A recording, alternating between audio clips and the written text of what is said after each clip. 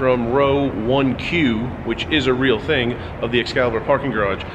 Second video in this series of videos about when is the betting reopened. I recommend watching the first video in the series if you haven't seen it, link at the top right now, or go into the description box below. The link will be there also.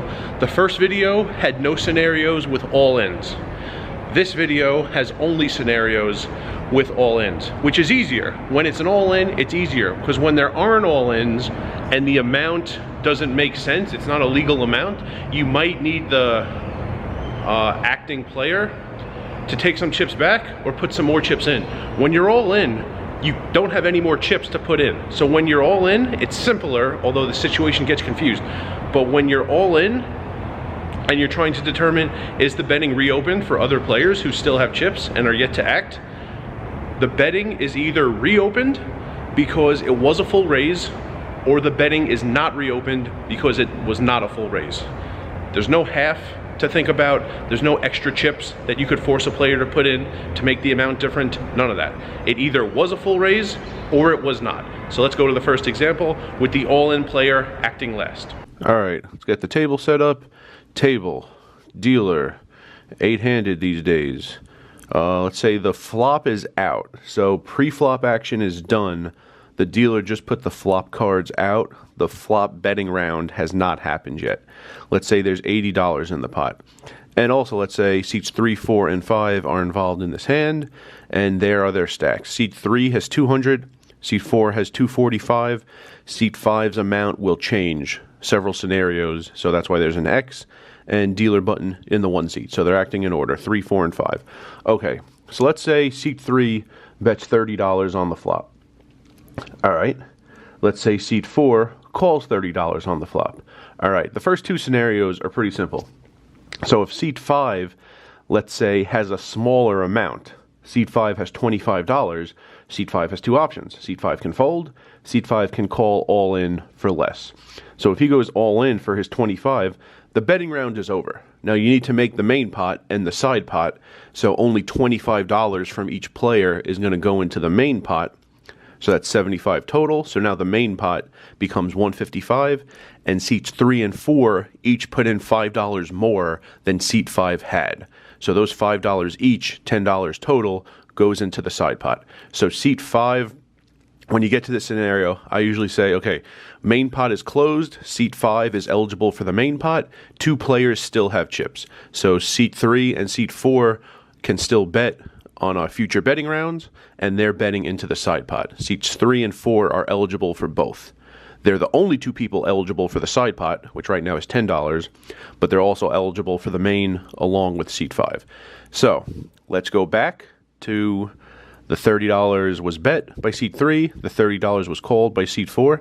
Now let's say seat 5 has exactly $30. This is rare, but it happens. And this is an even easier scenario. Seat 5 can fold, seat 5 can call all in for 30. So say he goes all in for 30. Okay, the amounts are exact. So all this money is going into the main pot. Everyone has bet the exact same amount on the flop.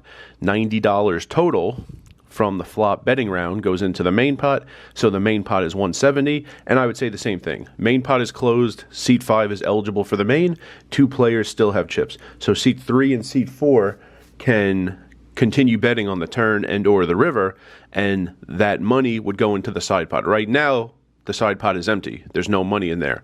But if seats 3 and 4 put money in on future betting rounds, it will go into the side pot. The main pot is closed at $170. Seat 5 is only eligible for the main pot, not the potential side pot. Now, this scenario is the least simple. Seat 3 bets the 30. Seat 4 calls the 30. Now let's say seat 5 has more. If seat 5, for instance, has $50, he has 3 options. He could fold, he could call the 30, he could go all in for 50. Let's say he goes all in for 50. Okay, what happens now? Is the betting reopened? This is the crux of the video. Is the betting reopened? Seat 3 only has 2 options. Seat 3 can fold, of course. Seat 3 can call. Seat 3 cannot raise. A lot of people think, oh, it's more than half. The betting is reopened. No. With all ins, it's either a full raise or it's not a full raise. It's binary. Those are the only two options. Seat 5 doesn't have more chips to put into the pot. If you remember the last video in this series, if Seat 5 had a lot more money behind and threw out $50, like by accident, 50 is an illegal bet, you would say, okay, you've put in more than half of a minimum raise, so you need to make it a full minimum raise. You need to put out $10 more and make it 60. But that's not the case here. Seat 5 is all in. He doesn't have any more chips. So when it's an all in, it's either a full raise or it isn't. A full raise here, facing a $30 bet, is $30 more, $60 total. And since this is not $60, it is not a full raise, it does not reopen the betting. So Seat 3 has two options, fold or call. And he can call the 50, and that leaves him 150 behind. Okay, what about Seat 4? Seat 4 has the same two options. He could fold or call. Now, Seat 4 did have the option to raise earlier. At first, Seat 4 was facing a $30 bet from Seat 3. And at that time, his first decision this betting round, Seat 4 could have folded, could have called like he did. At that point, he could have raised any amount between 60 total and all in. He had the raise option earlier. He chose not to use it. He called. Now this is his second decision this betting round, and because Seat 5 only had $50, that is not a full raise, so the betting is not reopened. So Seat 4 has the same options as Seat 3 just had. He could fold, and he's done, or he could call the 50. And since he's invested so much, he probably calls this $50 total from Seat 5.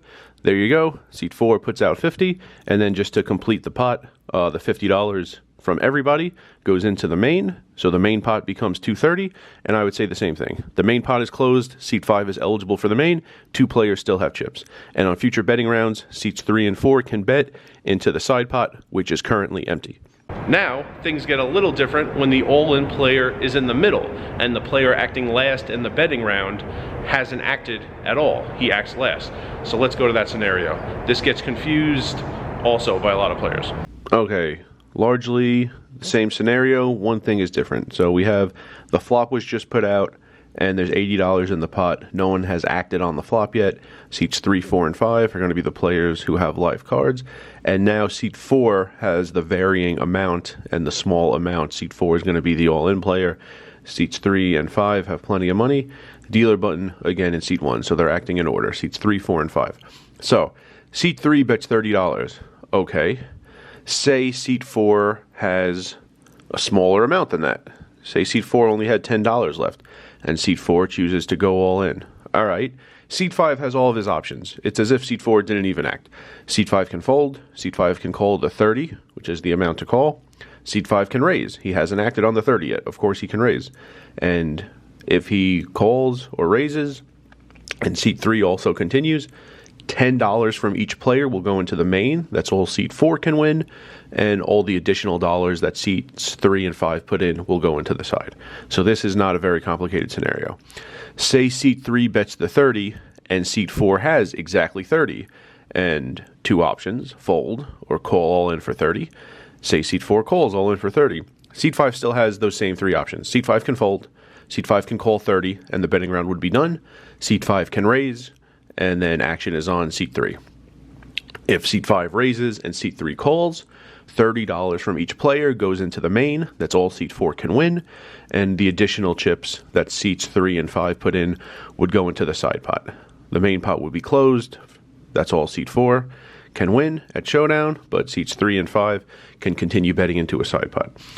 The complicated, it's not really complicated, but people confuse this a lot.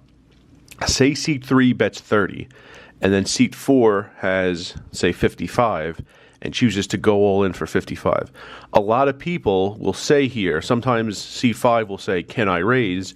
And a player will say, well, it's not a full raise. Seat 4 hasn't gone all in for at least 60. You can't raise. That's wrong.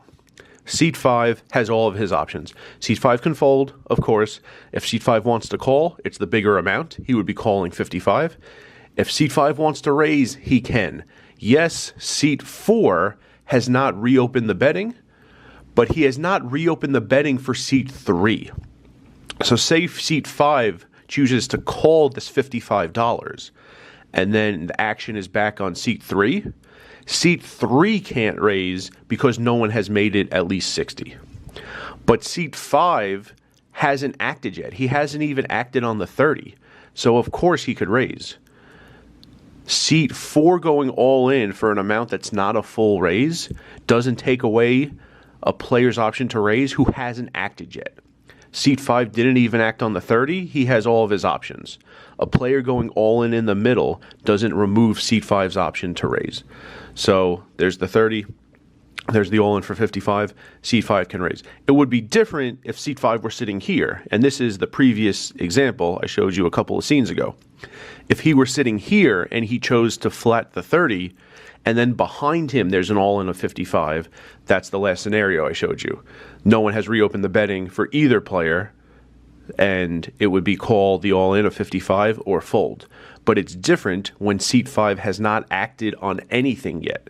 So there's 30, there's an all-in of 55, and of course seat 5 can raise because he hasn't had the option to raise and chosen not to do it yet. That was what happened in the last scenario. There were 2 actions he had to make. He called the $30 first. He had an option to raise, chose not to do it, just called the $30. And then after the all-in, action was on him again. And the second time around, since the betting had not been reopened, he didn't have the option to raise. But here, he hasn't even acted once. So there's a bet of 30, an all-in of 55. He hasn't even acted on the 30 yet. Yes, of course he can raise. So he can make it 100, completely legitimate. And then let's say, just to complete the action here, say seat 3 folds. So his $30 goes into the main pot. The main pot is now 110, and the betting is done. But just to clean it up, seat 5 doesn't need to keep out $100 anymore. He only needs the 55 to cover seat 4. So there you go. You give some of seat 5's chips back. You have them leave out 55, and now 55 from seats 4 and 5 go into the main. The main pot becomes 220, and you just run the board out. No more action. Seat 4 is all in. There are only 2 players with live cards, and they're both playing for the main pot of $220. So the common mistakes players and sometimes dealers and floor people make when there's an all-in, sometimes they go by that half rule. That's not the case, and I actually had to make a ruling in the Horseshoe Council Bluffs in this scenario once. I'll make that the end screen video. And because a player asked and then the floor was getting it wrong and I had to step in and make it right. And another mistake people make is that player who hasn't acted yet, in that most recent scenario I showed you, bet all in for an odd amount, and a lot of people think that odd amount prevents the player who hasn't acted yet from having the option to raise. No, if you haven't acted yet, you have the option to raise. You haven't even acted on that original bet. So I hope this clears things up for a lot of people. And if there are other scenarios people want to know about, leave them in the comments. Maybe there will be a third video in this series. And remember, rice is a spoon food.